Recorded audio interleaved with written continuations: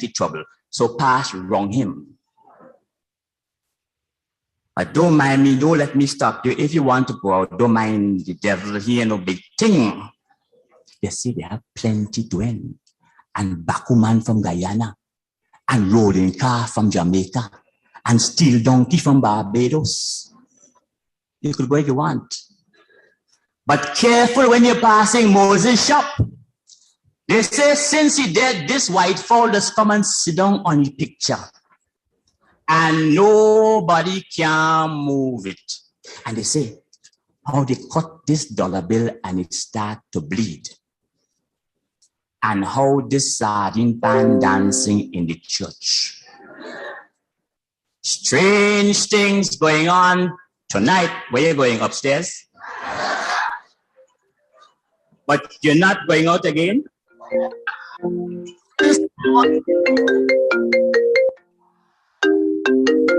You me?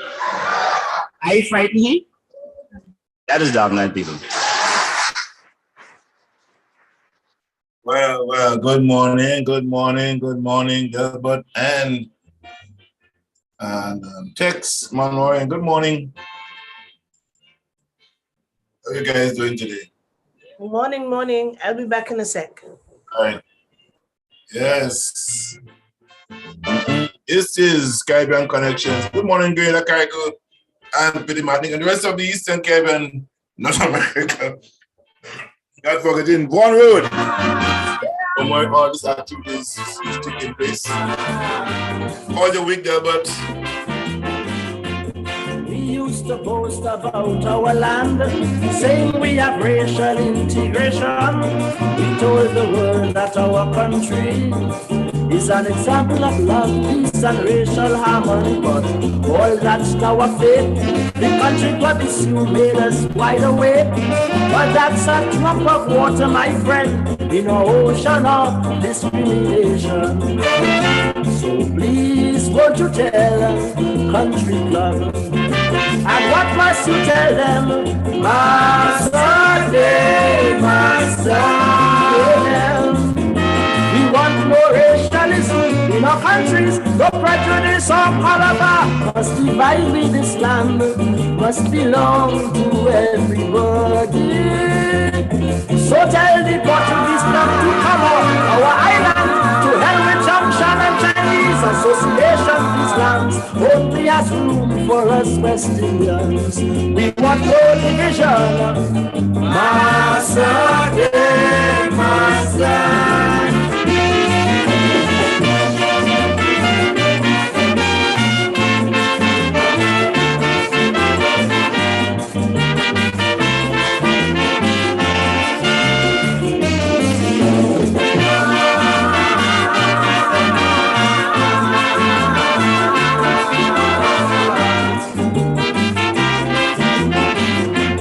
Country club is joke, there are many more. Our banks give us loans based on our color. You get certain lawyers to defend you in court. The color of your skin or prestige is your passport. Massa in hotel, drinking rum and whiskey, and he living swell. And the poor man catching the tail, and if he thief to live, they throw him in jail. So please, won't you tell them massas? I want to hear you say, Master Day, Master. Good morning. Morning. How are you doing? I'm doing well. How are you? I'm good. I'm having a difficulty streaming outside. And I see in my life. What's going on? Won't you tell me?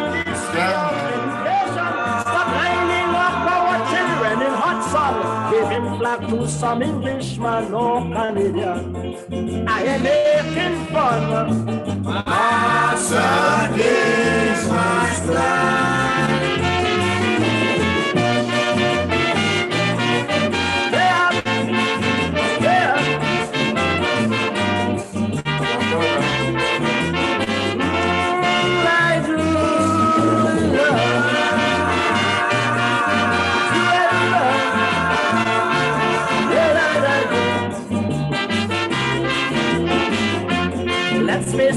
facts, brother, look around. Some youths have jobs, others have none. To get a job, poor girls have to sin. While in most stores and banks, you see one race and same skin. Rich men getting away with cockfight churches, gambling on harvest day. And police in your tail whole day if you only play wacky and winning. So tell the police that's discrimination. And what is my message? Master, game master. Amen. Mister, don't you call yourself no white man or no Syrian. You're not a Chinese, Englishman or no German. Everyone living in these lands are all West Indians. In all them big shot hotels like in Hilton, there is the price of drinks to keep out the black man. But people still buy them folks and bring in the rum. We are having fun. Master, game master.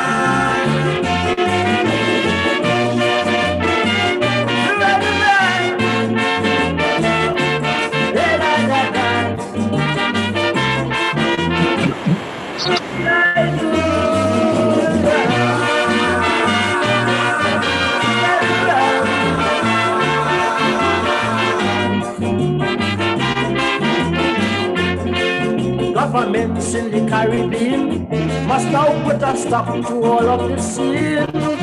It is time to stop massa. Everyone must be free to live and enjoy rights here. No more exploitation. Have respect for labor unions. Pay good wages and benefits. It's time that massa should take his exit. So please, won't you tell the authorities? I want to hear you say, Smiley. Master, game master. Amen. And tell newspapers all over the country. Comics like Country and Plaza, because they be bringing the dignity of the black man. And we in the Caribbean have got to know that we are alone that we as a revolutionary thinking. I don't know why I'm not getting. It's up. Let's stay up fun. Master, game master.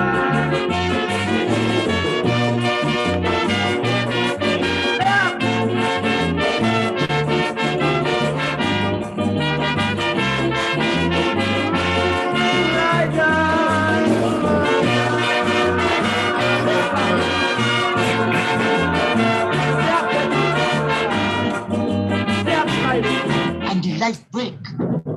Yes, Delbert Batiste and Texman Warren. Somehow having difficulty viewing my live. I'm not seeing it on my phone. It's showing live, but it's not showing about here. I don't know what happened. Let me try. See YouTube share. Yeah. How was your week, man? How's your week? There's lots happening. Pretty okay, you know. Election is heating up. Lots of stuff is happening in Grenada. Things are heating up. Coming down to the wire. What do we have? About 12 days to go. Dr. Justin Pierre came from Grenada, and he had last night he was here. I sent you the thing last night, but I didn't see your show. However, he did a survey. I think you should check your email. I sent it to you. We had like a discussion last night here, talking about the demographics and who voting where and how much people, not voting, who never voted and stuff like that. It's crazy, but there is a 3% difference in support for in favor of NMP.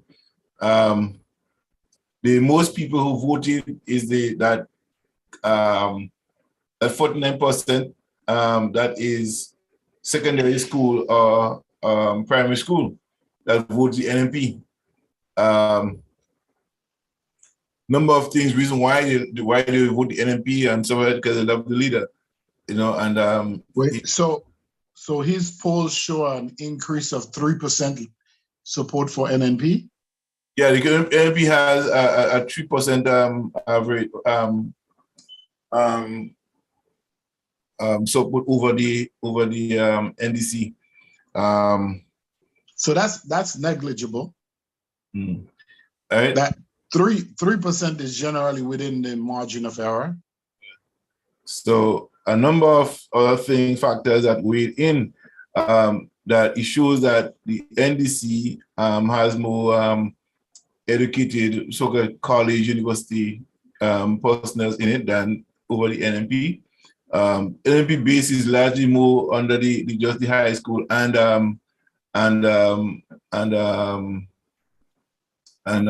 primary school. So yeah, that's a well-known fact in Grenada. That's big. That is where one thing we talked about last night is relationship, right? With people. But that's where NDC gets that flack about being the elitist party. Yeah. And the local parlance that Dr. Keith uses gravitate to that section of the voter. Absolutely. And what's funny about that, and I wish Hudson was on this morning, because Hudson is somebody who speaks very eloquently about that. The reality is that you speak to people where they are, and a lot of our people speak that way. And I think in one of my posts on Facebook, where somebody was criticizing him and said, the Prime Minister knows exactly what he's doing. Yeah, appealing to his base. Yes, he's appealing to his base. He knows who he's talking to. And while many of us try to perfect the Queen's language, let's save that for the World Bank Conference and the UN and the Inter-American Development Bank and all these other international conferences that we go to. But when we speak into our people, we speak in a way that they can relate to us, that they can understand, that they can gravitate to us. And when it comes to this issue, the Prime Minister is a master at it. You know? That's what the report shows, really. The Prime Minister is master at that skill, you know, to play the dance and do everything. That's who we are as a people, you know. The people talk about the unemployed, yes. The 40%, about almost 40% unemployment, but they like it still. They don't mind, because they're not working, right? But they're surviving, and they love the Prime Minister. And so the guy we're asking, like, if you had there's no employment and next to nothing for everybody, but you still support the Prime Minister. Why? Because he's just like us, you know. Yeah. And this is not the first time I've seen that, and it gives me hives when I see where some well-known NDC operative has described the Prime Minister as that little black boy or that little black man, or he too black, you know. And I'm reading this and I'm saying, what country are you living in? Do you even understand the implication of what you're saying? Has colonialism so infected your brain that you can't recognize the accomplishment, whether you like him or not, whether or not you support him or not, that he is the Prime Minister, and that given our very troubled and problematic history, colonialism and white supremacy, you're going to turn around in a majority black country and call your Prime Minister that little black boy. And that thing just rubs me the wrong way, because there are enough areas to criticize Dr. Mitchell on. There are enough things to disagree on him than to get into these issues, into that particular issue, or even listen, another problematic area that for me is health. All right, because we never know what's going to happen to us. I think by law, prime ministers should be something that tells the nation what's your state of health is. Okay, that you're fit to serve, but to use somebody's health as a way to sort of bring them down or castigate them, that's problematic for me. You know what the concerns of Grenadians are in this election? let me tell you. I think you have a report. You should open up and check it out. Yeah. You should open it up. I sent to you. The number one concern for them is pension. Yeah? That's the number one concern to about. Is the pension. Why? And that's going to concern. I don't know. That's their concern. That's their concern. The number one concern. The second concern is health. The third, you know agriculture place almost 11th and the third. I find the pension issue obviously has gotten a lot of ink and airtime of late. So I'm wondering if that skewed the result, because the people who are primarily affected by the pension issue are a minority in the population. Yes, but what just happened? Not them. Is the children and the grandchildren who want the grandparent back pay. You understand? Yeah. Who raising this thing? My grandmother, my mother worked so long. She needs money. You understand? Yeah, but they're going to find out that a lot of these grandparents were never entitled to a pension. And they will find out lately because a lot of people wasn't by public service. Right? You know? I saw there was a discussion on that a couple of weeks ago, maybe about 2 months ago, and where I chimed in, and I saw a post by our good friend this morning responding to hold on, let me just pull it up. The most favorite leader in Grenada, number 1 was Maurice Bishop, 2 Eric Gary, and 3 Dr. Keith Mitchell. Quality in a leader, what they look for: educated, can speak well, very eloquent, brave, fearless, can identify with the people, accessible, people-friendly, return calls, not afraid to speak in the language, know them by their names. That is the top 11. But okay, so Morris didn't speak the way Keith spoke, right? But Morris spoke in very, very simple language. Yes, but you listen to Morris' last speech. If they think we're born big and stupid, look at me, poor little black boy in England. He speak of his ethnicity in a sense. In that speech, there's a balance in that speech. It was a nice way to how he bring it across, right? Unless we're born big and stupid, they think we're stupid. And a number of lines Morris used in that speech that really did resonate among the people. Yeah, he spoke in that very simple way. I think he takes it a little further than, but Morris spoke in a very simple way that everybody understood. I remember I don't remember what rally, probably 1982. Or it could have been as early as 81. There was a group of Americans who had come down for March 13th, and I was responsible for getting them to and from the rallies and celebration and so forth. And there was this guy at the time. He was a congressional aide. He was out of California, and they were very supportive of the revolution. Right. And we, at one of I think the main rally in Queen's Park, we stayed together and we were talking, and then at one point in time he turned to me and he said, "This is amazing. I have never witnessed this." He said, "This man in the same sentence can speak to all his people here, they understand, and at the same time he can take that sentence and say it at an international conference and people would understand." And he said that's an amazing ability to communicate. So he didn't have to change his style, so to speak, But listen, I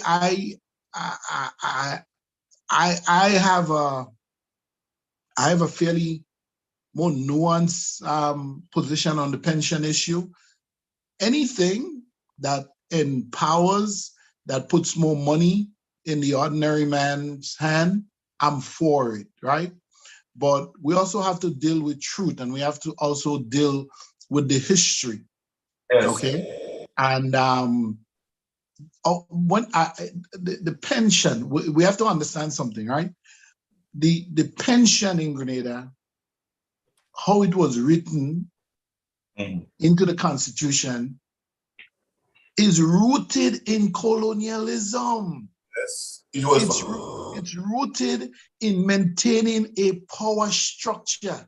It's rooted in maintaining a society that has class, there's an upper class that governs, that protects, that they're the only ones who can run the affairs of the country. Okay? So why do we want to encourage that system? Why? Well, okay. Am I getting it right? So, do you think we should have a pension or don't have a pension? No, I think we should have a pension, but I think everybody should be on the pension and everybody should contribute to the pension. Government should not be paying pension without the participants making, in Grenada's case, a monthly contribution. It should not be that. Everybody should be contributing something to their pension. And yes, the government should contribute to it also.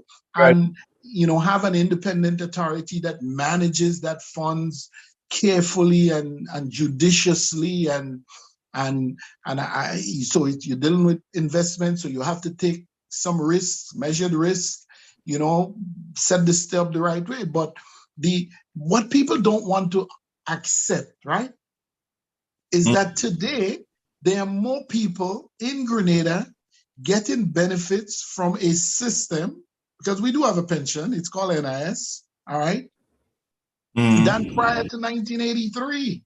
Right. Now, NIS has been good for Grenada.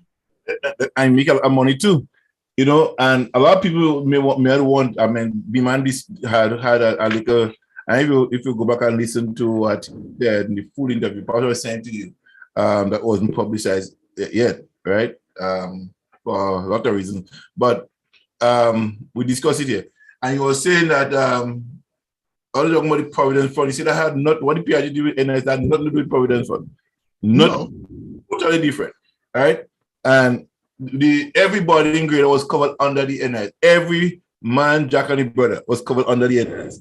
In just pension scheme, not everybody was covered in it, right? Only the country was covered by that, right? Unless you get hired by the Public Service Commission, you was not covered. Okay. So unless other companies probably had their own pension scheme for you, that's a different thing. But I think in Canada here, you pay into the into your CCP. Everybody pays into when you get a paycheck. It's marked right there. They take out from it. Yes. But the only thing about it right now, if you use your job through COVID, you'll not be getting a pension. That they took that away. So, but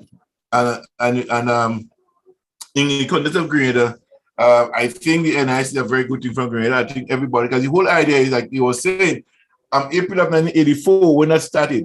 Nobody who get into because the people who was working prior to 1984 will qualify for the pension still under the old act, right? But now from 1984 would have been 83, right? And the full effect, so those people would not be qualified until the next 40 years for a pension. Yeah.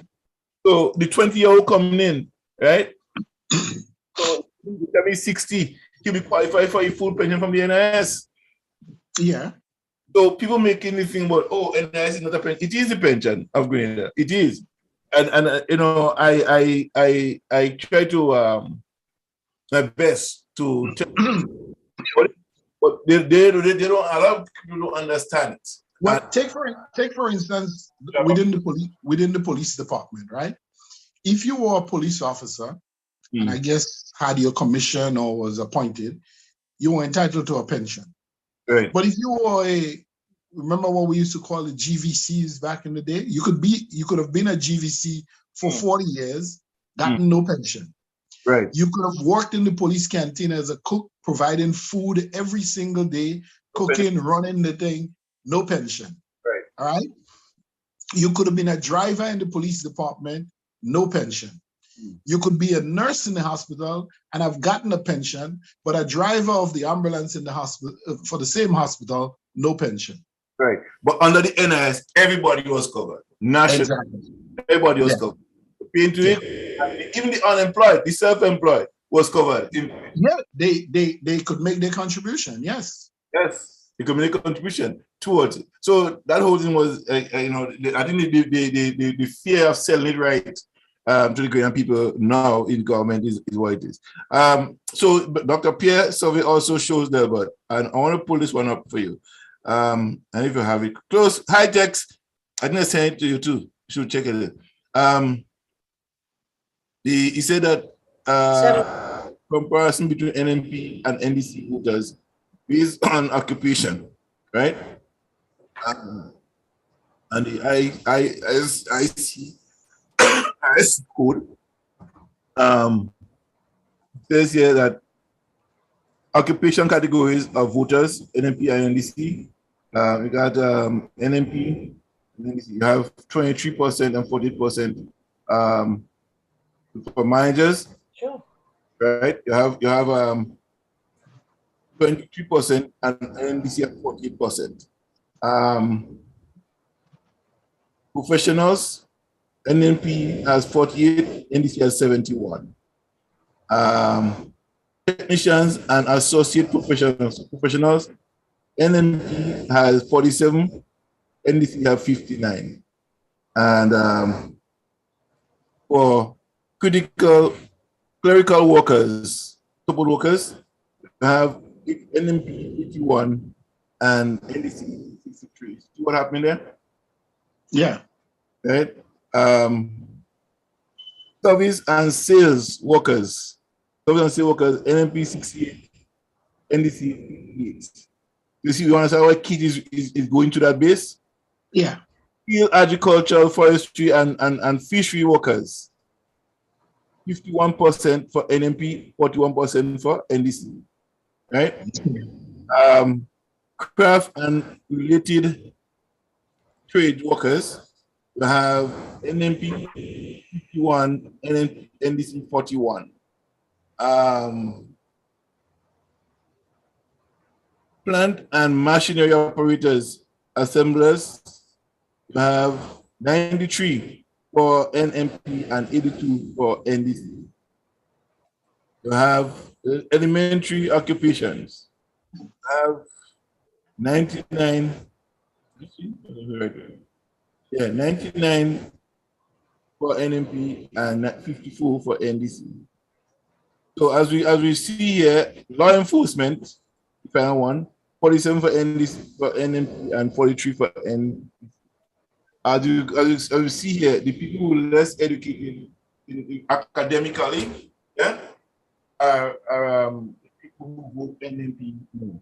Now, let me ask you a question, both you and Tex. If you were NDC and you've seen this poll, what would be your next move? Well, we kind of have spoken to that already. I said we long time. Okay, so I don't believe that because you are educated, and I prefer to use the word because you're certified. All right. Because we have a lot of people who are highly credentialed, highly certified, but not very well educated. Right. And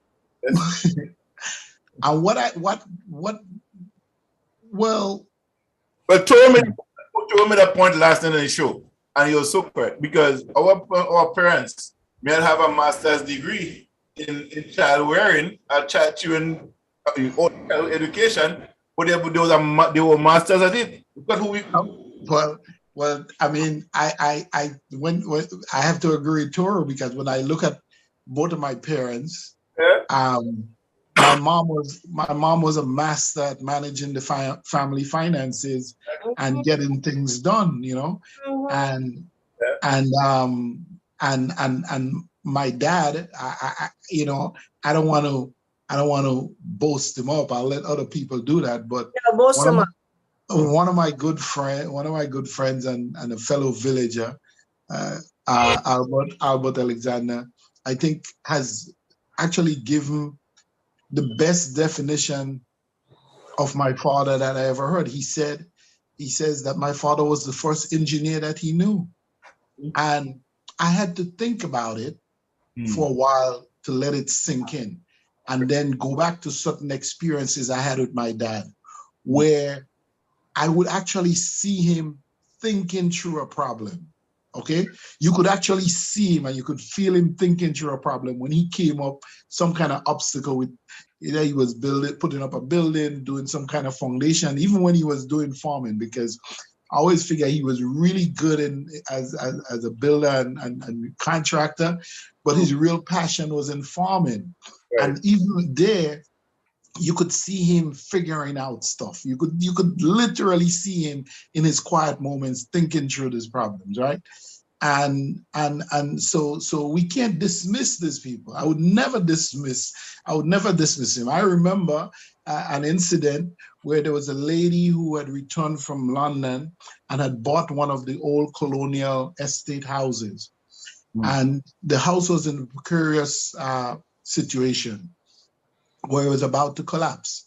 They had started to do some work there, and the contractor, I wouldn't mention his name, but he was a big-time contractor in Grenada at the time, made some mistakes, because when you start adding stuff to a house, you add to the both the live and dead weight of the house, and that can affect the foundation because you don't know what the foundation was built to carry. Anyway, the lands started moving. There started to have some land movement, and the house cracked, right? And prior to that happening, that builder had come to my father to do the job for him, and they could not agree on money, so my dad walked away. And later on, when the house cracked now and there was risk of collapse, he came running because that was one of my father's specialty. And I remember taking my dad there. I drove him there, and me being nosy, I'm part of the conversation, because you feel like you want to hear what's going on, and also at that time I'm feeling I could, I don't think my father needed me to defend him, but you know how you are with your parents. You want to be there, you want to have their back, So I'm listening to the conversation, and my dad told him what it's going to take. And he said the first thing that we had to do was to support to stop the land movement. Mm-hmm. But that what he suggested, the guy still didn't agree to it. And Dad said, well, I can't do it because if we don't do that, nothing is going to, you're going to still have the problem. And the guy still went ahead and he continued. And then the collapse went even further. And now he had no choice and he brought him in. And then my dad, that was the first time I saw this happen in my life. I don't know where he learned it, how he figured it out, but they had to build like a 60-foot embankment wall. And he said that the wall had to be tilted 30 degrees. Mm-hmm. And I've never seen that anywhere in Grenada, right? I've never seen it. Into the soil, yeah? Yes, and he tilted the wall, and the rest is history. But here's the funny thing now. When I came to the States, I remember I was going, some friends we were going upstate, I don't remember, to a park or somewhere. And I'm seeing on the New York State Thruway, these walls, these embankment walls, holding up huge rocks and so forth, tilted 30 degrees. And I immediately it just took me right back to my father, right? And I'm like, these things here were done by Harvard-educated, Cornell-educated engineers, engineers from the best universities, the state of New York employed.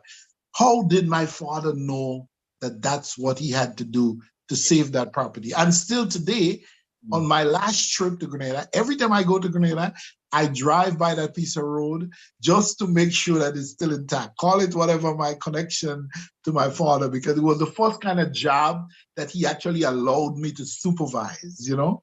So I have a special connection to it. And I drove by it and everything is still intact. The house is still there. They lifted up the house, he jacked back up the house, and they tied it and did their thing, and everything is still there. And that happened in, I think that year was probably 1981. Yeah, it was 81, because I remember I was going to St. Vincent for a youth camp that year. So we can't dismiss these people, and Tori is 1,000% right. What we have to do, and listen, our parents were not, they were not under any illusion, you know. My mother spoke to us about that all the time. She said, we are making a sacrifice to educate you so you can build on what we're giving you. So they weren't saying to dismiss what they have taught you. They're saying, take what we have taught you and add to it. So that's a problem. I would say what NDC has to do, more or less, is there's some slangs that get used in Grenadian politics, right? Like NDC tends to call people needy and dependent. And all right, and that's the same thing last time. The old NDC used to be doing this. Some of these followers doing, but not the new NDC. I mean, yeah, but if you are still identified as an operative of the party, it still happens. Yeah. But I want to say, when you listen to the new NDC on the platform, they're not speaking that language anymore. They're talking about inclusiveness. They're talking about, yeah, but they never spoke that language. They never spoke that language on the party. They were never divisive on the platform. It's just how they carried themselves in other things that they did. But people tend, and I'm saying this to say that when we say now, we say NDC was. We say NDC was, we say NDC is still, but they're not using that language. Like, for example, I listened to David last week talking about when NMP saying that, you know, they're going to take away the Imani. Last week in Grenville, the guy said, no Imani will be losing their job. No 2 weeks work only, we give you full employment right. So the fear mongering on the NMP side, and that was what would have happened under the old NDC. I think. Yeah, but let me just interrupt you there one thing. I heard a leading NDC candidate, okay, and if NDC win, he would be Minister of Finance. Well, I don't want to jump ahead that far, but he would be a leading candidate for that position. All right.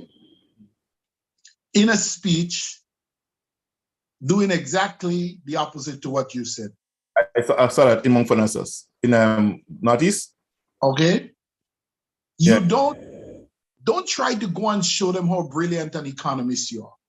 That's the only thing. And try to explain economic theory to people like that. Like Morris used to always say, economics means one thing. If you don't put in, you can't take out. Exactly. Keep it simple. All right. He was there trying to explain economics and management. That you don't do that on a platform. That's for the working session in the Ministry of Planning after you're in office. Okay. So that is when you speak like that on platform, you don't have to tell people that you are elitist. But when you do that and you're trying to explain to people, and many people in the audience, many people in the crowd knew what he was talking about. But when you try to explain it, what you're doing is you're dumbing them down. I think in that case, go ahead, Dex.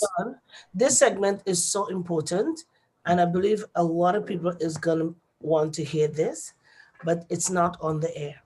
So is this private, and then you're going to post it after? No. I don't know what happened here. I'm trying to do the same thing, and I see it on my end, and that's why I'm looking. I'm looking to see what's happening here. Let me go. So could you post it on my name then? Hold on. Hold on. It's here. Hold on. YouTube, people are watching. So let me do something here. Let me do something else. Let me go around the corner a little bit. like snack corner. That's what I'm thinking through. Yeah? Okay. I'm posting it here now, text on Facebook. Okay? And let me tag some people. I think that might be a better thing. Let me see what happens here. This way, I think that will probably get it to the people who can listen to it. Never saying to you, tell me you can share it when you get it. Yeah?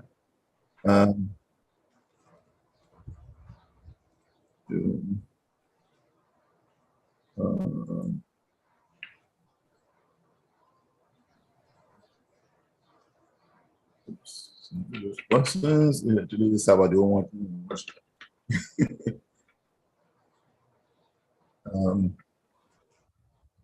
okay. Good. Okay. I don't know. You get it? I get it on YouTube. So share it from YouTube. I'm sharing from YouTube as well. I can't share it from YouTube. Oh? When I do, it comes up as a message. It doesn't come up as. Let me see.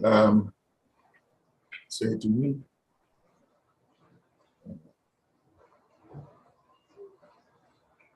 And if I close here, I'm going to Facebook. It's not going to open because it's just a page. And it's not a show. No, it should be opening up on here.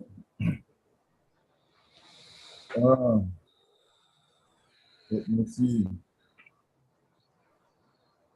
Let me see. I can find John Collins. Text. Say it to you. Open it up. Listen, there's John Kells.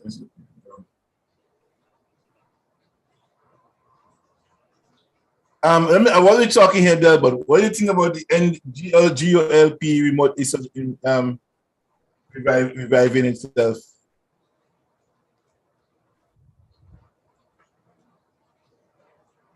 But make my muted. There's no revision of GOLP. That's in the head of the 4 candidates. You think nobody would take them seriously? No, nobody's going to take them seriously. I mean, to be honest, I think the only person who probably, first thing, I don't know if GOLP is salvageable. I don't think it is. But I think the only person who could do it is my cousin, you know? Oh, Michael? Yeah. He's the only one that has that kind of credibility on the ground. And for some reason, they have not been able to work things out between him and Jeffrey Prudhomme. The reality is that, right? That again speaks to a problem within our Grenadian society, right? Because Michael is seen as a regular guy from Munich, you know, just, you know, he would not have been, in other words, in the elite, even though if he won that seat for GOLP, right? Even though if he is somebody who understands the issues and loves his country and speaks very clearly about, you know, some of our development needs. At some point in time in his history, he would not have been seen, he would not have been considered to be part of the elite of the GOLP. Right. And so Prudhomme, whose father was Deputy Prime Minister under Gary, they were the elite in the party. So he almost feels by that sort of sentiment, yeah, that he's entitled to be leader. Nobody knows who Jeffrey Prudhomme is, you know. Everybody know who Michael Baptiste is, you know. And I wish that they could have worked something out. I predict that none of them would get more than 30 votes. Yeah. None of them. You know? And by the way, his father, all right, his father, yeah, he was Gary's right-hand man, but throughout his time first he was a real gentleman, right? First he was a real gentleman. We need to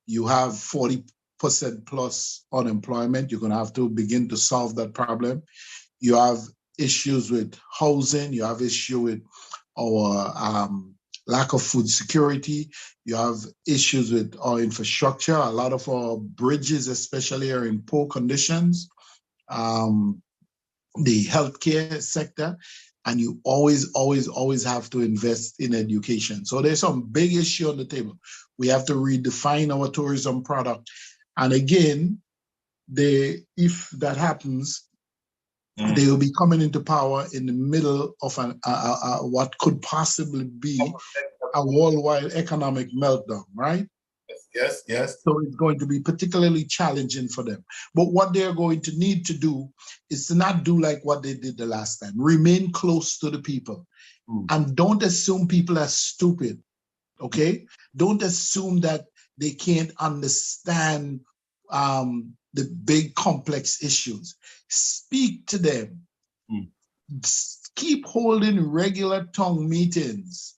Go to the people. Explain to them the difficulty you're having. Tell them what you're doing. Show where you're cutting waste. Show where you're focusing on the things that's going to bring the greatest degree of tangible benefits to your people, and remain close to them. Do not and that is why, for me, I know the Constitution kind of doesn't allow it, but I'm advocating where less and less elected officials would be in the executive arm of the government. Now, that might be real tricky to get that going in Grenada, but that especially in the key positions, right? Maybe say your Minister of Education, your Minister of Finance, your Minister of Works, physical planning and so forth, and Minister of Health, okay? Are not appointed people, because you think that the NDC should return to central planning? Well, I mean, Grenada has never really walked away from central planning. We always had a Ministry of Planning. How effective it has been, the only time it was really, really, really effective was under the PRG, but we still have a sort of centrally planned economy. The reality is that the prime ministers have the power to change their mind and do whatever they want to do, And because under the NJM, you didn't have that, where you kind of, we talk about things, but NJM was really about collective leadership. The PRG was about collective leadership, So, things were discussed, things were hashed out, things were drilled down on, and therefore when you move towards implementation, everybody was on board. So it wasn't like later on B-Man would just come and change something because he was having a bad day, or Morris would change something. You didn't have that kind of thing, Right. I mean, obviously, I remember on issues of the economy, the reverence and respect that men had for B-Man in terms of managing the economy. He had the flexibility to make the necessary adjustment if a program was not working, and that's management 101. So that was not something that was unique to the Grenada Revolution. It's actually part of successful modern management. Yes. You must remain flexible. You must remain nimble. You must remain even sometimes sufficiently detached from what you're doing, so you can look in from the outside and see what's not working, what's not producing the best results, so you can make those changes. And he did have that. Yeah. Because I think that the positioning of the NDC now, I think that given the opportunity to rule, they have to be very, very grassroots. That'll go back there. That is meet to the people. Yeah, they must. And consistent. I mean, they can promise that we will be regularly and meeting the people and having the discussion with them on matters affecting them. I think that would be a good way to go. It might be, I'm not a big proponent of local government, because I think modern day communication and transportation has has solved that problem, right?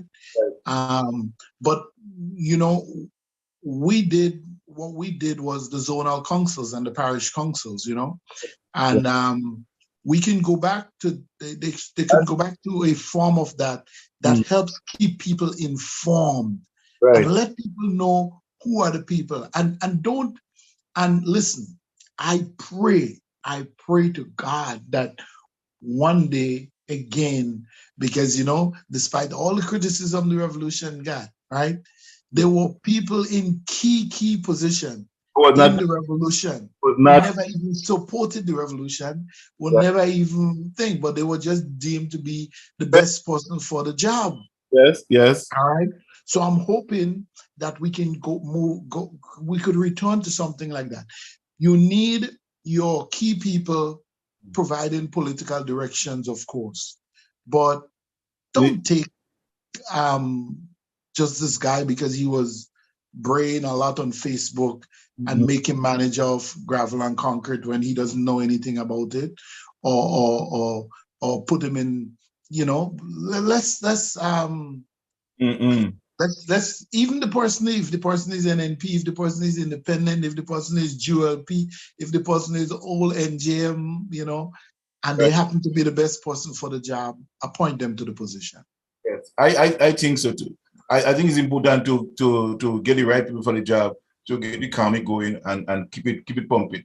What you don't want to do, you don't want no sabotage. You understand? Really can no sabotage. If you're not, yeah, you can. You know. Yeah, you can. You have to be able to function as a grader in that office, not as an NMP or NEC.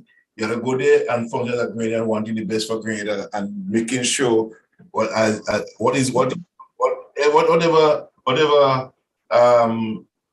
area of work you get to do, you do as a grader and for grader, right? Yeah. That economy move forward and so on. If you're not moving forward, that's why you have to shift some people. Not because of political thing, but to shift them if they're not growing. Where they at, they're not moving. The job is becoming a chore instead of a progress. But listen, if you're deliberately trying to sabotage the government, you're entitled to be fired. Plain and simple. And you could be charged for a lot of different things. You know, fine. You could be fired. You know, this is the new, whether you like it or not, the country is heading in a new direction. There's new political leadership. If you sabotaging the programs of the government, because that time it's not about political party anymore, it's about everybody. And if you think because your party lost or whatever, you're deliberately going to sabotage the program of the new government, you should be fired. You should be fired. You're willing to work with it and try to creep around, yeah, you should be fired. I agree. Yeah, nobody should be immune from that. No, there's immunization for that. Yeah, it's strictly fired. And people might think it's hard, but that's what the reality have to be. You know, I always that if you want to see a country prosper, just forget party politics when that election is over. You know, just build greater, work to build greater, and that's the way I see it. No other way. Tex, where are you? Tex on to fly kite or what? I'm right here. You should be seeing me. I'm in your face. So Doris is trying to post. She said that she posts to herself and groups, but you only could see it on YouTube. It's not coming on. Okay. I posted out too. I shared what she sent. I shared it. Yeah, only sharing like a picture. So if you touch it, it goes back to YouTube. Which is still live, so then that's good because that'll be great, and they can still comment and everything. So that's fine. After the show, I'm gonna make sure everything's okay. However, guys, the magazine is out. I think you'll get a copy. Get a copy text. Yes, I did. Please. When I didn't get a copy. Yes, I did send it to you. I want to read through that survey. I'm going to spend some time today reading through that survey. You should read this survey. It's really. So what was his prediction? I worked late last night. What was his prediction? Well, he made a different. You know, he don't want. He did not make a prediction. He made some predictions, but he didn't want to make it as a person to do the survey. But he talked about 10-2 in favor of NMP. You know, how much? 10-2. The northern seat is too showy seat. I think he has. South, northeast, and northwest. No. He said 10-2. It can't be 10-2. Sure. 13-2. 13-2. Sorry, 13-2. Yeah, with the NMP and the two northern seats gonna go. Yeah. They when you say two northern St. Patrick's. Yeah. St. Patrick's. I heard that prediction. Yeah. I got that prediction from from 3 people. Yeah. But they have it differently. Yeah. They definitely have NNP losing St. Patrick's West. All of them did. And the other person, one of them had the second seat as Carriacou. One of them had the second seat as St. David's, of course. And then the third person predicted the South St. George seat might go.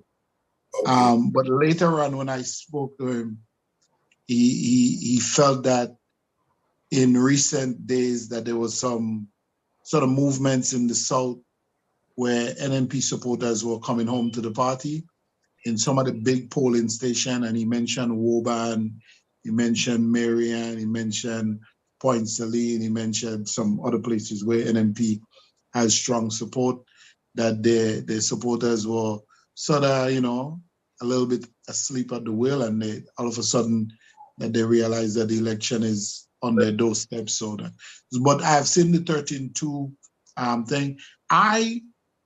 When I was there, I have it a little differently. I saw it as 11-4, but I was there before the campaign started and so forth. So I saw St. David's, St. Patrick's West, Carriacou, and St. Andrews. Always get that confused, but the district, the Tivoli district. So those were my 4 predictions when I was there in April. Things obviously have changed. So let's see what happens. We got 12 days to go. 12 days to go. The countdown begins. And I don't know about you, but I'm hoping that you guys will join us on the 23rd night. I don't know what happened. I don't know what happened yet with the food day. Like food day, I could probably. Yeah, we're gonna do it. What, we're gonna do a live show that night? Yeah. Oh, great. All right, so I'll make the necessary arrangement to be home. You know. Yeah. Listen. There has to be a massive groundswell between now and in the next 10 days for NDC to win. You know, they have to be able. First, you have to overcome about 10,000 votes in a small country. That's a lot, right? It's a lot. And then you have to assume that NNP would have lost all those votes. But I have my own prediction. I predicting NNP losing all the seats, including Dr. King. NNP losing all the seats? No, that's not possible. Why I don't think it's possible? It's not possible. Somebody also gave me an 8-7 scenario. Yeah. And he's a long time, been in politics all his life. He knows Grenada politics.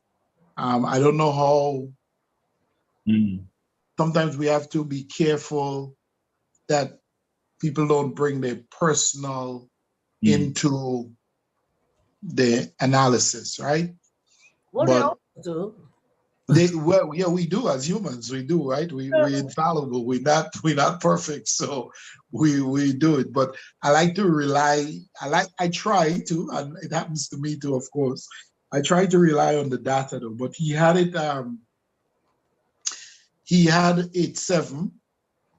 Mm. He said NNP had they forced. He said that they're not going to lose in St. Andrews. Mm. All right, so that's 4. And then he had Dr. Mitchell, Dr. Modest, that would be 6. What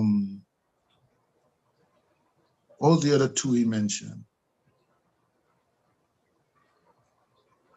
I'd have to go back and look at the note. I think he had South St. George also, and St. John's. No, he didn't have St. John's. Boyne sits southeast. Southeast? Yeah, and he predicted that could be the situation, and then he threw in a twist to it that said, in that and Peter. Yeah. So the four big within NDC, within NMP, the Prime Minister, Boyne, Peter, and Dr. Modest. Those 4 seats with 4 in St. Andrews gives them the win, and then everything else was up for grabs. All right. But he added a nice twist to it and said that, in an 8-7 thing, if NDC is smart, they can form the next government. Okay. He said because there may be 1 or 2 really, even somebody who would have won for NNP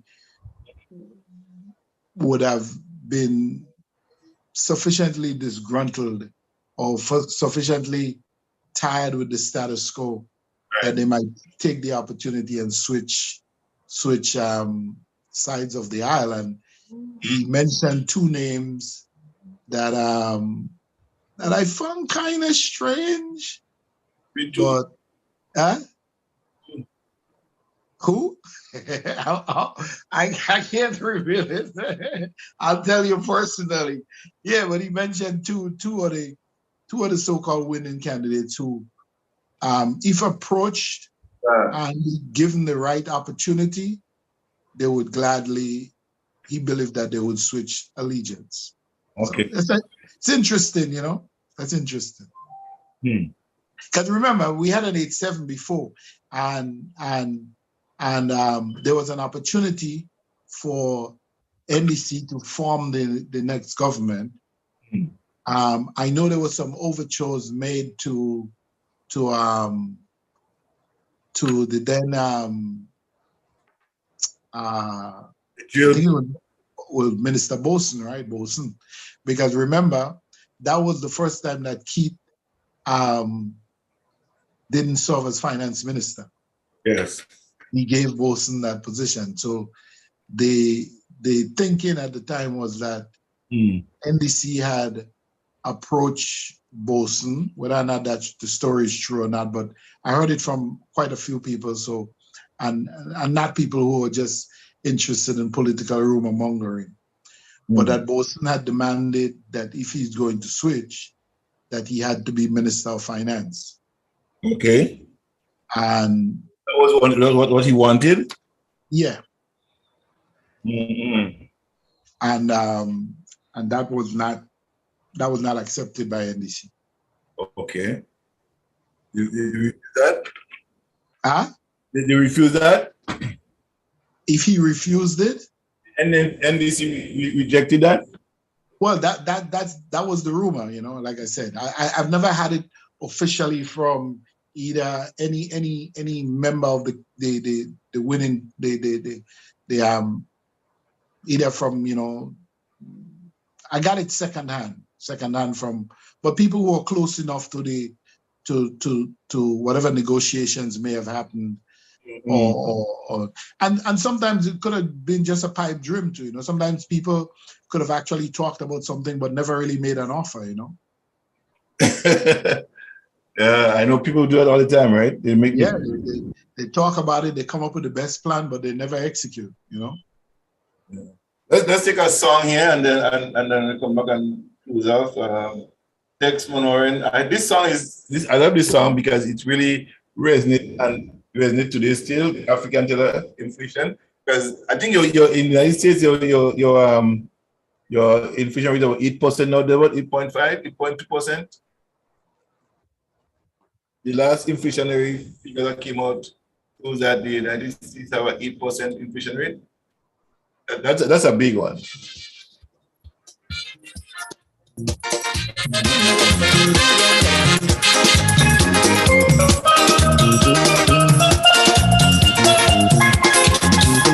Every day, cost of living keep on rising. So could someone try and tell me what is happening?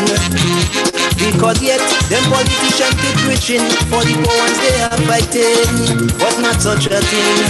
Because every day, when I make a pass by the shop, I could see the price keep going up on the poor ones stand. And the wages, like it's missing men that believe, and like no one they can break it, so they condemn me. Because every day, when I make a pass by the shop, I could see the price keep going up on the poor ones stand. And the wages, like it's missing men that believe, and like no one they can break it, so they condemn me.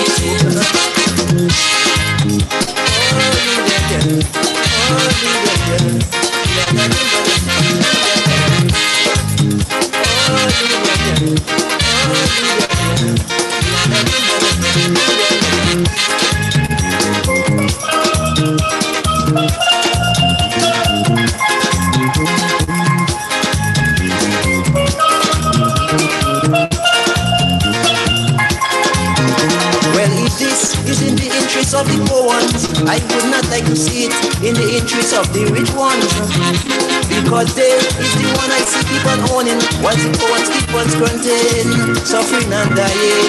Because every day, when I make a pass by the shop, I could see the price keep going up on the poor ones side. And the wages, like it's missing men that believe, and like no one they can break it, so they condemn me. Because every day, when I make a pass by the shop, I could see the price keep going up on the poor ones side. And the wages, like it's missing men that believe, and like no one they can break it, so they condemn me.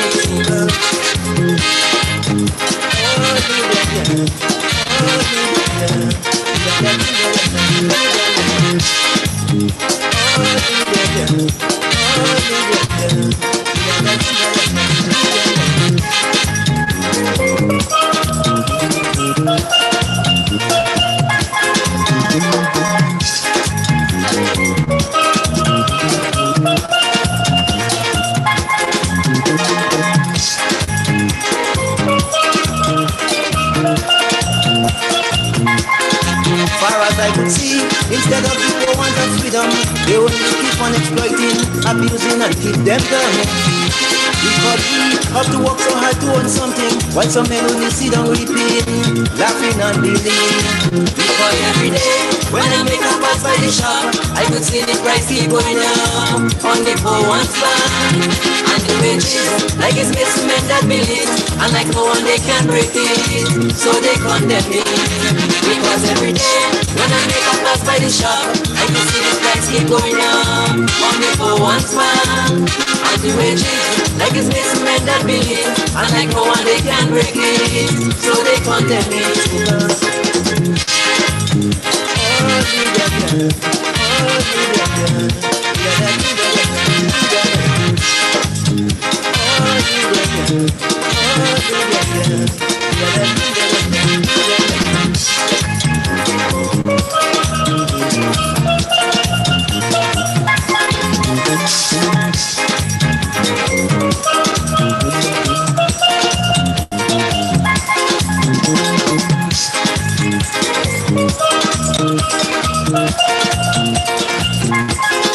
Most time I just vex, cause I know I see what's happening, and yet still man some of my people, just behind them are dogs begging. They cannot see how those vampire society keep on sucking weed just because of money.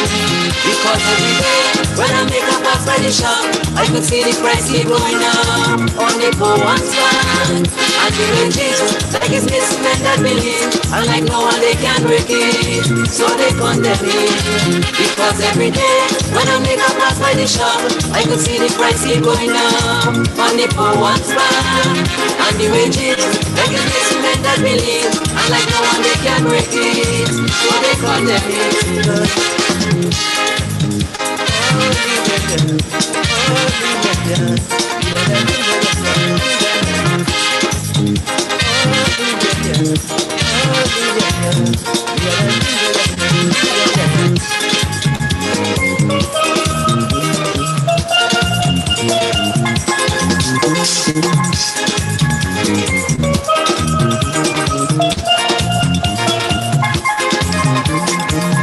Some of you would not like my calypsos because of opportunity. But I do know the time will come when you of yourself will recognize what I am doing towards the poor ones. So I do hope this message will go floating in the air as a natural penetration towards the ears of all the leaders throughout the world, so that they can see the needs of the poor ones. This is something coming from the man of truth, better known as the man African teller. Chanting with the power of Jah Rastafari, Selassie I the first. Hey!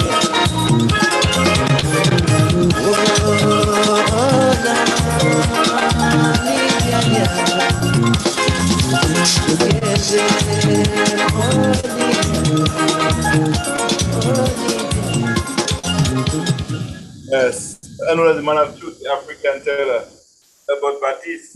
You know, this guy, African teller, I don't know whatever happened to his music and his archives, really, but he had hundreds of songs. You know that. This guy, let me tell you something. I know personally, yeah. He was one of the most prolific writer of calypso in Grenada, man. There's a secret to that. He had a ghostwriter too, eh? Yeah? Yeah, man. The song Adeona wasn't written by him, eh? In totality, yeah. There's a guy in Paradise called Botino. Clary Donald. I write a lot of Teller songs. Teller had a lot of songs too. A lot of songs. He have written a song, but he would go always consult with Botino. Like, for example, if you write a song, that's who his person will he'll go to. He's always his go-to man for okay. Right? But the song that there's a the song Daona, Teller comes to me, Daona. Yeah. That wasn't written by Teller. That was written by the other guy, Botino. Yeah, a number of songs Teller sang. There's another two songs that Teller sang are really popular ones with mine. But the respect to Teller, yeah? Yeah, absolutely. He has a wealth of songs. I remember sitting with Teller in Botino veranda, right? And Botino's a very good panist too. One of the best. You never get the accolade for it, but you are getting a best pan man. I don't care what they say about Tiluti, and Botino was the best pan man. What? The man come from Trinidad? Hey, can't be talking like that in front of me. Yes, Miss Grenville Street. Yeah? Yeah.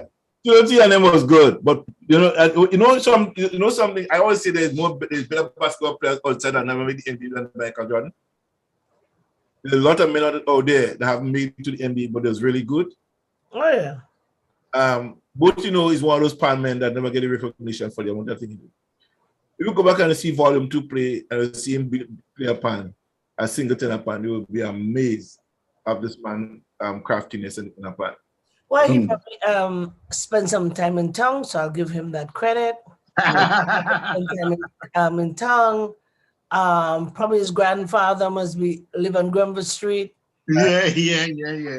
It's the other way around. Everybody who ended up in St. George's grandfather lived in Grenville and St. Patrick's. I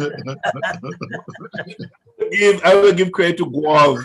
Any credit to him, to his family background, I'll give it to Guav. You know that guy Andal in Grenville, right? We used to call him he was one of the co-founders of Ball Wizards in Guelph.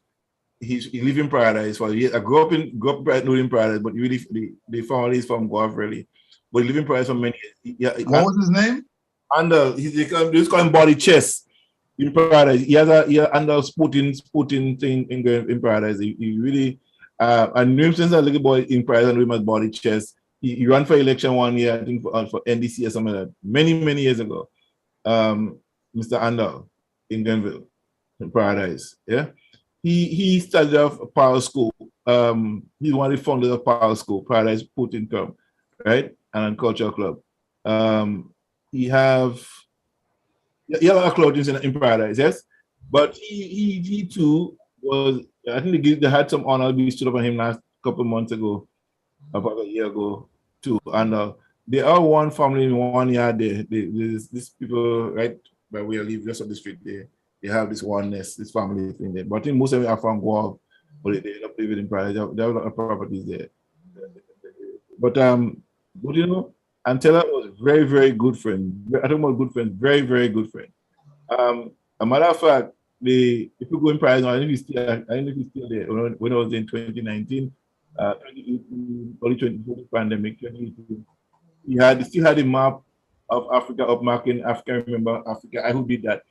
That was part of the Taylor prop on stage. I was in youth camp. Yeah. Taylor came and get me to help put this costume together for the night, for the stage. Yeah, I was the main architect behind Taylor's prop on the stage that night. Yeah. I was totally involved in Taylor's camp when it comes to doing presentation, the props were used on stage. Yeah. Behind that. But Butno was also a cultural ambassador for a cultural advisor to Taylor. Yeah, Taylor used to have this binder full of calypso. Taylor is managed. Taylor is down in the junction and just come up with sittings and around him and you just write up his own his experiences. Right now. Yes. I hear in I see Satan, right? That song again, the number of things that he been through as a Calypsonian that he have written about, people who do things to him and he see that he write about it. You know, his relationship with women and calls on women in his song. And his girlfriend's name that he was literally with that right? He called them out and named in his song. He didn't. Yeah, sometimes our calypso could be rather, you know, harsh and very, very, you know, very, coming from that male egomaniac position. You know? Sometimes when some girls one girl get brought in Paradise, man, can I write about it in the song? You put a song up on it. I call them by the guy's name. I just can't remember the song. I think you some of the Braffit or the Braffit or something like that. Yeah, they actually, yeah, you know, but that was common in those days because I remember Mantis' first song that he won, because we used to have a Calypso tent in Chandomel back in the days, and when Mantis first won the Calypso Monarch in the Village, it was a kind of song like that he sung, you know, at that time his name was, his Calypso name was not Mantis, his Calypso name was Mighty Rundong. Yeah. Yes, yeah. It was a song about somebody with some kind of sexual escapade, you know, that, you know, went wild. So that was very much part of the culture, you know. Yeah. Mando's a really good Calypso then. He's a much better writer than a singer. Yeah, but yeah. I think every character had a style. I mean, you say, but you say no Chalky, right? Chalky. Yeah, Mantis is kind of more in that vein, you know, that kind of social commentator, thing. But he can write a lot better than he can perform, you know. I think we go see him for Wizard too, right? Yeah, better writer than a performer. Yeah, Yeah, I would put him in that category too, you know. They make some mistakes. Like Willie Crown make some mistakes in a certain line in song, fumble and had to rerun the song. After that day, Cabinet Inspector, that day 89, but he made a mistake on stage, you know. What was that? He was from Grenville. I forgot his name. It was two brothers that used to sing. He was from Grenville. Well, St. Andrews. We always say Grenville, but he was from St. Andrews. Darius, man. Darius. Yeah. I think Beyond had a fear for them. So I said, tell Timpo and Darius, Inspector. Darius had a great voice, man. He had a great voice. I think Timpo have a better voice. Yeah? What a better voice. Darius, I think the numbers that Timpo songs written by Darius too, as well. You remember the song We Want We Carnival? We Want We Carnival. Yeah, after 1985. Yeah. Yeah. After 1980, actually, when after the revolution they skip carnival, right? And yes, yeah. We get jump up this year. This will be that was a big song. That was a big one that year. Yeah. Want to come to show me that one? Yeah, and road match as well. Yeah. Mm-hmm. Yeah. And I think Darius win the national competition too with Getting Mad, Getting Crazy. Yeah, he wins St. Andrews and wins St. George's too, I think. St. George's? No, he wins St. George's, wins St. Andrews. I liked his voice. I remember him having, and he was a good performer too. Oh, Darius is a magnificent performance. Yeah. Even MC was good too, but he never get that traction for national appeal in March Grand Night. But he sang a couple of songs that really did resonate among the people in Grenville. I mean, Rainbow City Jam was a big song. And you see, we have to learn these lessons from the past, all right? And realize that by not making an effort to include all people, all our people in what we do, what we are doing is stunting the growth of the country, right?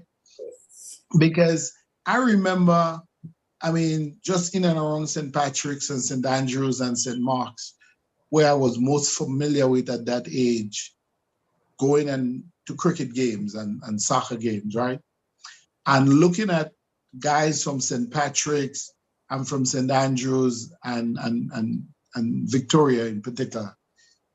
And then when Grenada had its national football and cricket team, having no members from those areas on the team, but right. The best cricket and best soccer is coming out of these areas. But just because they were from the country, as we used to say, they never got the opportunity. And that happened in other aspects of our lives too, you know. Victoria Hurricane won the national championship, I think for 9 years in a row, something like that. And at the time, only one player on the Hurricane team was making the national team. Right. How is that possible? How is that possible? And there are a lot of people, I mean, I think there was a sort of, like Hudson Joel will address that it was a tongue thing. You know, you have so many people from tongue, like if making the national soccer team as well. And you had people of lately you had in the 80s, they had Kelly Jack and other persons making the team. I remember in the 70s, you had Trevor Maitland, Gabriel Fleming, Rennie Mitchell went to St. George's to train around. Was the trainer, was the coach at the time, and I think Trevor Maitland made it. That was it. I mean, the other trials, Gabriel Fleming but we started to break that in after the revolution, because I know what we used to do, and I mean I could speak to that because I was the person responsible for it. We had told the association, listen, you guys got to look island wide.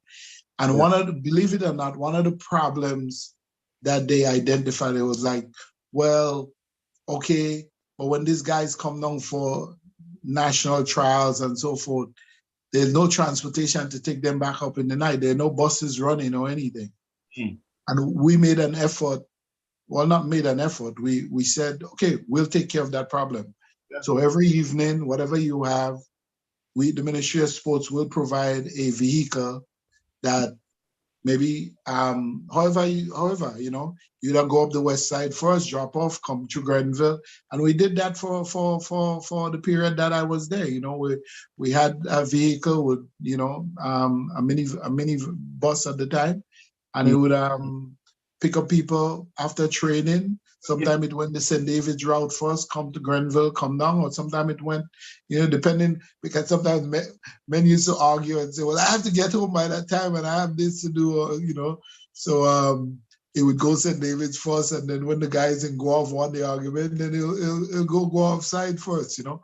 But these are things that a Ministry of Sports has to do, you know, and you can't have a small country like Grenada or any other country that size or even larger where you only involve in a limited amount of people in the affairs of the country. You really have to make an effort to involve everybody in the national affairs of the country, whether it's sports, whether it's culture, whether it's in tourism, whether it's in healthcare, you know, anything, you know, so that given where we were, right, in 1981, when we had the most respected eye clinic in the Caribbean. Right. We had the you know, I remember people used to come from Barbados and Trinidad and other thing to do eye surgery in Grenada. This week, our Minister of Foreign Affairs had to be rushed out of the island to go and do reportedly eye surgery somewhere in the United States. When as far back as 1981, 82, we had a well-regarded eye clinic. So these are the kind of things that we have to avoid moving and going in the future. You know, we have to develop those sectors of our economy, and we have more doctors now. Why can't we have that? Why can't we have it?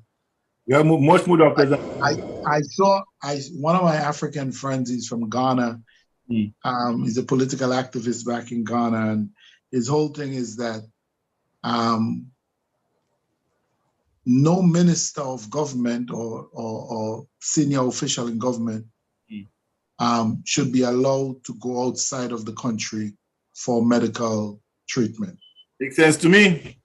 You know, he said, you know, that if you develop your healthcare sector enough, the equipment are available, the doctors available, you should be able to stay in your, if you're the leader, you're in leadership, you're in political leadership, you should have confidence in your healthcare team. And if you don't, then you should stay in your country and die then.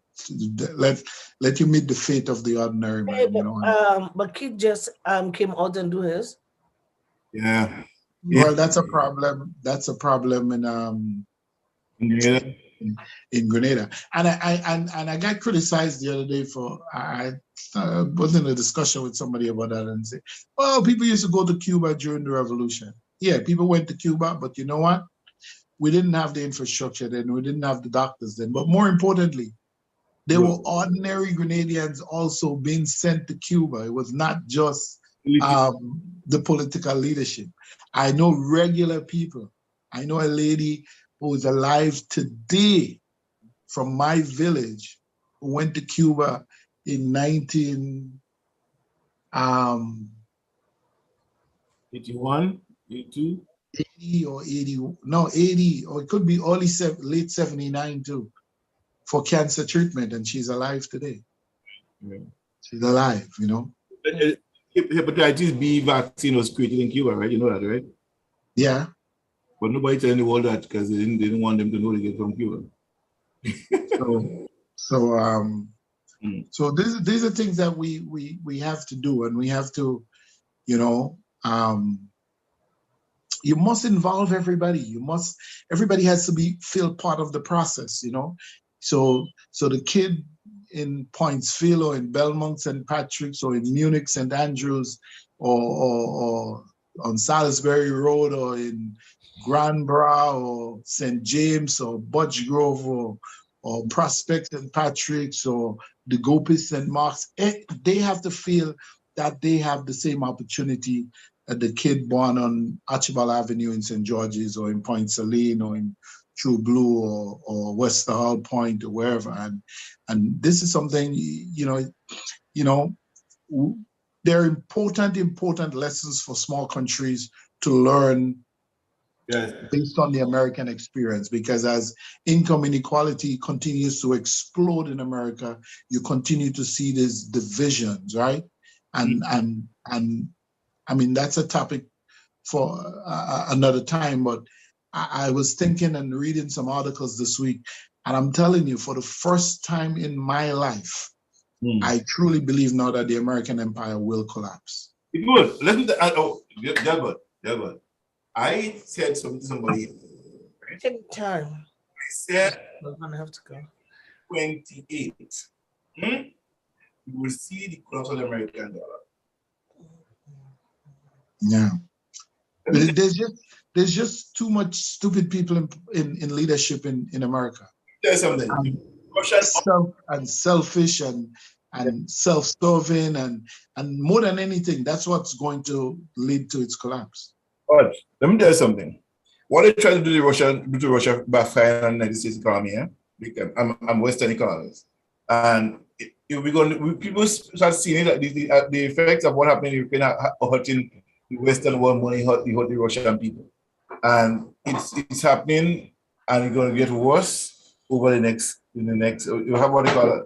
Well, you see what happened in 2008, it will be worse in 2025, 2028. It will be worse than this. You got to brace yourself for it. It's happening. It's going to happen. It's coming. And it would not be pretty. I'm telling you. It will be a very, I don't know if it's an uppercut from Tyson or one from Ali, but it's coming. No, it's true. Look, all of the shelves you see in this food are going empty. Yes? The supply chain is not effective as it used to be.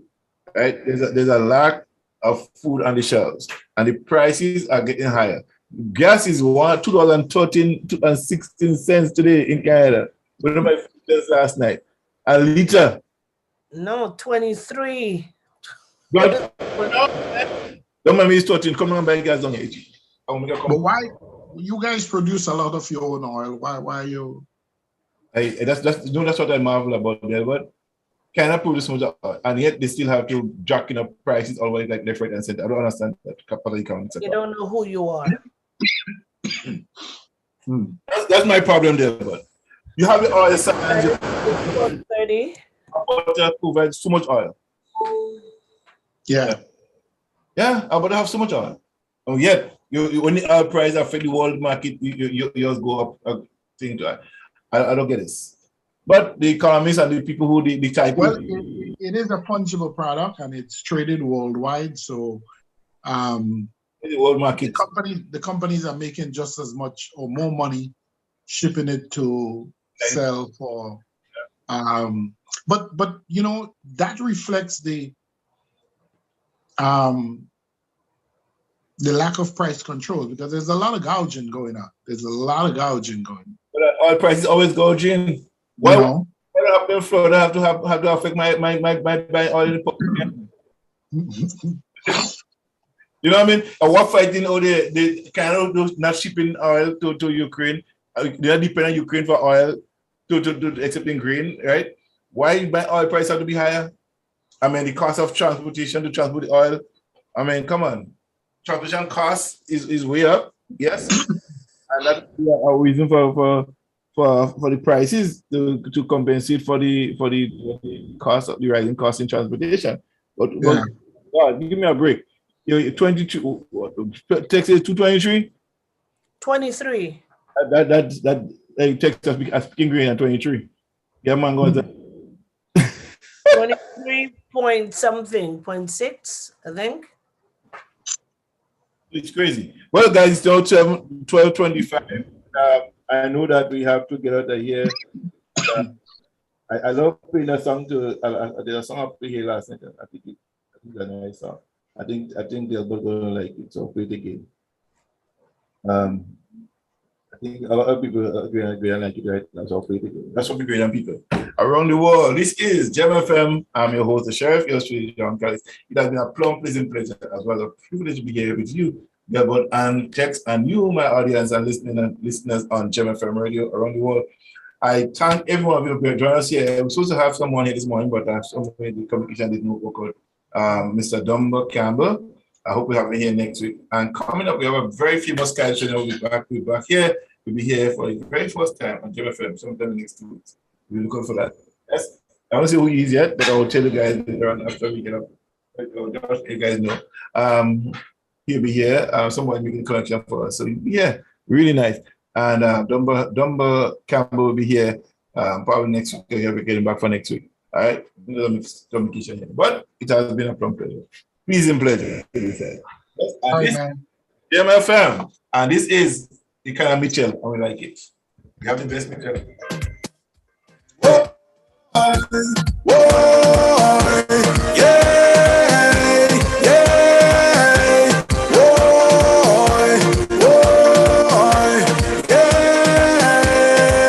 We have the best Mitchell and we like it. Young, intelligent and a vibe. The best Mitchell and we like it. This Mitchell ain't go feed you no lie. We have the best Mitchell and we like it. Young, intelligent and a vibe. The best Mitchell and we like it. This Mitchell ain't go feed you no lie. Oh gosh, speaking intelligent, wow, he's so magnificent. Oh gosh, the people he represent, yes, and he will not relent. Oh gosh, the country about not an opinion, that is a fact. With the king, the future real bright. Go vote, go vote, go vote, go vote. We vote in the heart, the heart, the heart, the heart. Go vote, go vote, go vote, go vote. All right. Stick it right by the heart. We have the best Mitchell and we like it. Young, intelligent and a vibe. The best Mitchell and we like it. This Mitchell ain't go feed you no lie. We have the best Mitchell and we like it. Young, intelligent and a vibe. The best Mitchell and we like it. This Mitchell ain't go feed you no lie. Voting Deacon for Prime Minister. Oh, for a prosperous Grenada. Let's travel this path together. Oh, with Deacon on our side, the future real bright. Go vote, go vote, go vote, go vote. We vote in the heart, the heart, the heart, the heart. Go vote, go vote, go vote, go vote. All right, stick it right by the heart. We have the best Mitchell and we like it. Young, intelligent and a vibe. The best Mitchell and we like it. This Mitchell ain't go feed you no lie. We have the best Mitchell and we like it.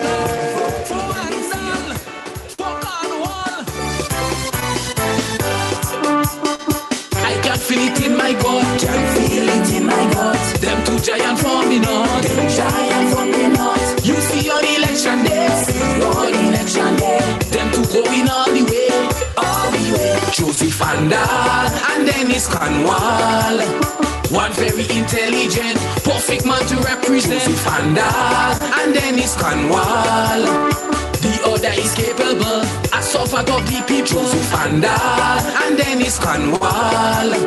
Time to end this offering, let we start the bell on in. Who we voting? Voting NDC. Who we voting? Voting NDC. St. Patrick's West. Voting NDC. St. Patrick's East. Voting NDC. Voting for we future, so healthcare go better, and for agriculture to be at the center. For us to get rid of all of this stripe, the substance overhype. And you come. Voting NDC. Just show them your voting finger. Voting NDC. Representative your voting finger. Voting NDC. For Cornwall. I can feel it inside me. Can feel it inside me. Change is coming finally. Change coming finally. The history capital. History capital is going to stand up tall. Stand up tall. Joseph Andal and Dennis Cornwall. One from the bowels of Shanti, our people person totally Fandal, and then it's Cornwall. The other from River Sally, that's when his neighbor string Jerry Fandal, and then it's Cornwall. Time to stop all the complaining, put a end to all the whining. Who we voting? Voting NDC. Who we voting? Voting NDC. St. Patrick's West. Voting NDC. St. Patrick's East. Voting NDC. Farmers go to have hope, the youths go start to cope. Our contrarities going to be in business. We getting rid of all them bacchanal type. It's substance over hype. How you come? We vote in NDC. That was the Bollywood match song after you win, eh? So check. I want to join the. I go not and join the but when victory lap, because the Prime Minister planned to have a big victory lap for his mother's birthday after you win the election on the 23rd. You have now a big celebration from that day right into Carnival. I guess it's going right into Carnival. From there on, there's mass in Grenada. Whoever wins is mass. Yeah. Substance over hype. That'll be our discussion tonight. Substance over hype tonight, right here on Gemfm. That's what we'll be talking about. Substance over hype. Yeah, substance over hype. That's what I'm going to be talking about tonight on the show, because this has become a talking point in the election, right? Substance over hype. Who delivering substance? Who delivering hype? And where are the people going? Substance or hype? Talk about that tonight. So bring your best game there, but substance over hype, people. Where they going with it? We'll talk about that tonight. I hope Margaret will join us and Toro will join us. Oh, tonight is tonight is Miss Banfield and Toro doing the St. George's thing, text. Because you'll be here tonight, text. Whatever you're doing, make sure you're here tonight. You're doing the St. George's history and St. George's. Miss Banfield, Miss Stills and Banfield will be here tonight to do the St. George's history tonight. Oh. Tonight. Yes, they're coming for that. Yeah, but, I don't want them to ask me questions about St. George's. We'll make you put on the spot. We'll put you in the back. Thank you. Yeah, but I think Miss Stills is your name. But you're muted. She's gonna have to speak about the origin of that one bread for tree on Grenville Street. Yeah. I think it cut down. I know that bread for tree come from Hermitage or Plains, so I ain't saying that's all. Whoa. Tonight we have them here.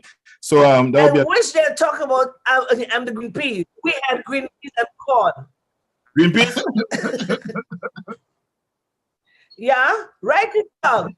We grow green peas and corn. Where you and what's the video? Where you used to grow it in everybody's? You know what? I got one Dempsey Road right there. Well, we had a cornfield there. We had them right there. Okay, all right. I should have taken the picture. It had to be either everybody's or by right. I don't know which one. I think she do a cemetery here. Right? No, but listen. St. George had a lot of agriculture. You had Woburn, you had Springs, you had Woodlands, you had certainly up in the northeast, Bolio, all these places that are more big. Hampshire area had a lot of agriculture, you know. Yeah, those areas they were agricultural villages, you know. Yes. St. George's Estate, even though I don't know where it is, but I know. And we grow things. You have no issue. Another big estate land too. The cane, sugar cane, and everything. There's a lot of lands over there in Bush Issue. Yeah. That Bush Issue estate. Yeah, that was. George was. Extractly tongue. St. George was a very agricultural place too. I mean, you had Annandale, Vendome, New Hampshire, all these places are more agricultural villages, you know. St. George, we do it St. George's, south of St. George, the town of St. George, you know, and there. But look, if you look at St. Paul's, Mardi Gras, in the top of the library, the lot of farming back over there. Yeah. Mm-hmm. Yes. Yeah. All these places on the mall were, you know. A lot of breadfruit too, you know. Tempe a lot of breadfruit in back in Tempe, going up after a living coal factory, going to Mount Parnassus, going up there. They come up. Yeah, Mount Parnassus is another heavy agricultural village, you know. St. George's, George's itself, the town doesn't have much. I mean, apart from the two separate tree across on. Whoa! I'm standing up. I'm for that power, and I'm holding strong. We have breadfruit tree, skin up tree, Where? avocado tree, peas, and corn, right in the city. You'll be a good. Okay. And the whole farmland. Okay. But if I come on tonight and they ask me exactly where, I'm just gonna turn the camera off. No, that's right. In the market square, everything from Yeah. I told her she used to grow it in everybody's and buy right. Get the best market roti right there too. Oh yeah, right there. Right there. Little lady. But I promise, if I come on and they ask me any question, I can turn the camera off. Listen, that you know that roti lady was from St. Patrick's, right? Yeah. There's a lot of roti there, man. This lady. That's roti, and it doesn't matter what, that roti never spoil. Oh man, that roti is a good roti. Yeah, Miss Frederick was from Miss Frederick was from my you know, Pebbles is to make a good roti too, eh? Pebbles is to make a good roti. But right now they have the living tongue though. They have some people making some really good roti in Grenada. There's a lady selling near the port on the opposite side there by Tantin Playing Field. There's two really good ones in Grenville, actually three. I know of a Guyanese lady actually in St. Patrick's in High Street who does some really good roti too. So almost anywhere you go in Grenada, you can get good rotis. That no question. There was a lady that came from Grenville every Saturday morning. She come to Purcell store and she would sell crab back. Ooh. And since I've traveled, I've never seen this thing, crab back. Yeah. And I love it so much, but I don't know where I can get it. I researched in Toronto. I will research that. I need some of that. Yeah, but the person must be from Grenville. If they're not from it, they cannot make it. So I'm just putting it here, right out here. You know something? I was asking somebody about sea egg. Take you ever eat sea egg? Oh gosh, yes. Yes. Sea egg brine. We're going to be on the Mika Waters right on the beach there. Yeah. Mm-hmm. That was a rite of passage, man. Sea egg, whatever you do with sea egg, it was good.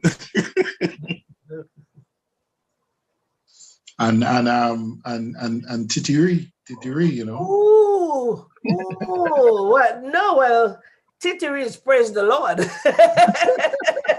You can make fish cake. You can do it with pilau. You can do it with like a saltfish sauce, like. Oh Lord Jesus! I still can't figure it out though. I can't figure out that whole titiri thing. But I mean, it's just where it come from though. I know it's in the sea or where in the river. They catch it right in the in that lagoon area. Is that the unformed baby what's that fish name again? Salmon. I don't know if it's salmon or not, but I don't think it's salmon, but it's something. It's that's what somebody had sent me an article on it that it's. All I say, I just know in the summertime or in school vacation, we used to go down by the beach. Because you had a good location in Paradise too. And I see more racetrack down there. Yeah. Right there with the crocus bag and a white sorbet container and one person, you say toe and hand, and they go across and they soup up, and one person scraping and putting it in the bucket. Yeah. And the person, and there is no fighting. Everybody else, the tea used to be so thick, I can't feel them walking around him. You put your bag in, and you bring cocon's bag and you put it up heavy, full of tittery. You just scoop it and put it up. Sometimes people just make 2-3 bags and they send women out to go and sell it for them. Yeah. I know about, I think, at least 4 good locations in Grenada where you get really good tittery. That area you spoke about there, the Bushery in St. Patrick's. There's a place down in Bushes U area down there too that has good tittery and one in what if it's in I can't remember. Is it in Vincent St. David's or somewhere? They swim upstream. Yeah, they swim upstream. Yeah. Every time they reach Paradise Estate, nobody wants that anymore. Yeah. Instead of having bone, I really call that. You don't having bone. You don't want that. You don't want that. But it's a terrific. Yeah. A lot of times, you could the whole iguana around that time. A lot of them around that time too, because they go down the water and they go in there and they eat tittery as well too. Yeah. They don't say iguana is vegetarian, but I beg to differ in some cases. I see always in the water around that time, and I might sometimes that they go after the tittery as well. They don't eat other meat and stuff, but it's really vegetarian. And it's sweet. I had it once. Iguana. There's a lady, iguana is a nice thing. You know what I mean? Yeah, I had it once. There's a lady up here who sells tittery all the time. Every weekend she have tittery. I think every weekend. I think let me check out. She have grab and go Tuesdays and Friday and Saturday. You get in Tanya log, you get in fried roast bakes, fry bakes. But something that tittery is something that you could nicely freeze and leave it there for a long time. Have it year round, yeah. Yeah, that's something that should be exporting too. Yeah, a lot of that. Make an industry out of it. They have another beast named Manuku. Oh yeah. So I used to like that until I saw it one day. It looked as a young baby. What's wrong with it? It looked as a young baby, and I said, "Shit, you mean I've been eating that? What kind of beast I am?" And since after that, I've never put it in my mouth again. No, man, Manuku is really tasty delicacy. As a young child, because they pulled the skin off, so they had it there all. I see guys. They didn't roast it. They put in hot water, right? And they just scrape out the skin on it. Like before, they just boil it off instead of boiling it. Man, I don't know. It tastes better. Yeah. God. It is much better, man. When they take they put in hot water, and how you do goat skin and goat head, you put in hot water and just scrape out the olive fur from it. Yeah. And then you cut it up nicely and season it up. It's really nice. Really, really nice. They're guys who really know how to do this, man. You know. One thing that I love without cooking is lambi. I can pong it, and eat it raw. The minute time it cook, I'm sick. Really? Really? Yeah. The minute time they cook it, I'm sick. Food poisoning, all kind of things going on with me. But if they pong, oh my God, you pong it, and the more you pong it, the more you eat. Yes. I love lambi. I love a lambi roti. Oh God. But I think some people don't cook lambi enough. They can't have. I know there's this lady in Grenville. We have a place, is Ebony Restaurant. Ebony Restaurant in Grenville. Upstairs. I know they move it now. It used to be upstairs across from the police station. This is a bad, wicked lambi roti there, man. It tastes really good. I think I don't know if it's still called Ebony, but there was a restaurant there up until pre-pandemic. Yeah. There was a restaurant upstairs. That was good. It's a rainy guy who owned it. Yeah. That way up there, Mr. Sam, the shoeman, his wife is our store upstairs there. Archibald used to be downstairs, and then John Smith came over there when Archibald moved. That's a nice place that could be developed really nice too, right? Like a fun police station there. There's two. Ever eat crayfish? Oh yeah, I kidding? Crayfish is my thing. I brought Jency to Grenada, bro. And we went to Paradise River, right? I said, Jency, want some crayfish? Said, where is it? I said, come, let's go. We had about 4. She said, oh my God, Daddy, this. I said, yes, that's what it is. I said, yes, right here. So she started looking through the stones so she could pick up crayfish too. But yeah, crayfish, she enjoyed that part, going in the river and try to hold crayfish. That was nice. Yeah. Well, guys, the time is now because we gotta go. All right. Yeah. All right. So I'll see you guys tonight. The lady will be doing the presentation on Town of St. George's tonight, history and culture of St. George's. You off, yeah, with Toro. Toro is attending a funeral in New York. So you may be on the phone, you'll be in live in the show, but hopefully you could join in. But the lady, Miss Tiz, I think she name is. Remember the name of the lady said we'll be doing the presentation. So he sent the necessary stuff to her. She'll be coming up. And next week we'll be having Hudson George and Margaret will be doing the cultural thing and the villages, right? Yeah. So Margaret had a death in the family too. So again, we extend our sympathy to Margaret again. Yeah, the family is doing well. Condolences. Gentlemen, this is Gemfm and your host, Sheriff, yours truly, John Callis. And we are good. We are good. I think I said something the other day, somebody probably get offended, but I say we do substance, we do hype at Gemfm. Eh? We do what? We do substance, no hype. You saw the show yesterday? Yeah, I saw it. I was kind of in between takes. I saw you out on the in the field. Yeah. Yeah. We're starting back. I'm outside. The summer vibes, yeah. Yeah. Well, now we're gonna be outside. Okay. That'll be nice. I would love to see that. I had a moment yesterday. I just didn't stick on it, but okay. Watching. I always watch. You got to peek. You have to peek. You know. Yeah. I still peek on it. And then, but you got to call me after the show. We need to get this thing going.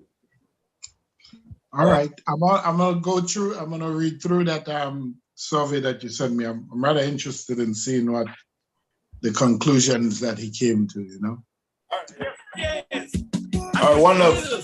All right. Later. Love you. All right. Love you guys. God of the army of Israel, David says so. Only David could be Goliath. Only David could be Goliath. Only David could be Goliath. Only David could be Goliath. That means who interrupted myself? David and you, oh. A man with integrity, a teacher who love education. David and you, oh. Because of his ambition, we voting for him this election. So come out and vote, people. Let me break this spell. Come out and vote. But the heart as well. We got to vote smart. Cause only David could be Goliath. St. Andrew South, he say, only David could be Goliath. Down in Mama Cannon Cafe, only David could be Goliath. Up in Felix Park and Croshoe, only David could be Goliath. Bacolet, Puma and Hope, only David could be Goliath. Up in Telescope and Grenville, only David could be Goliath. Both Royal and Battle Hill, only David could be Goliath. Subi's Mackie and Mount Carmel, only David could be Goliath. He's only David to win, only David, only David to win, only David, only David to win, only David, only David to win, only David, only David could be Goliath, only David could be Goliath, only David could be Goliath, only David could be Goliath. St. Andrew Southeast, St. Andrew Southeast, oh. Time to vote for a man with vision and who love his nation. St. Andrew Southeast, St. Andrew Southeast, oh. Time to vote out Goliath and the whole administration. Come out and vote people for David and Jew. Come out and show support, that's the man for you. All the lies and all talk. Tell Goliath we tired with that. St. Andrews out he say, only David could beat Goliath. Down in Mama Can and Cafe, only David could beat Goliath. Up in Felix Park and Groshu, only David could beat Goliath. Bacolet, Puma and Hope, only David could beat Goliath. Up in Telescope and Grenville, only David could beat Goliath. Bush Royal and Battle Hill, only David could beat Goliath. Suspis Mackey and Mount Carmel, only David could beat Goliath. He's only David to win, and only David, and only David to win, and only David, and only David to win, and only David, and only David to win, and only David, and only David could beat Goliath. Yes, only David could kill, I could beat Goliath. This was the man Squeezy. It took me a while when I just started to recognize, but you know, when you get older, the voice is some different element of the youth voice inside of there. Well, ladies and gentlemen, again, I'm going to get to here. Has been a good morning, and I'm hoping to be back here tonight at 8 o'clock. We're talking about history on the tongue of St. George's right here on Gemfm. So be prepared, come along and come back tonight. All right, God bless you and make you a blessing. One love, one heart, one destiny.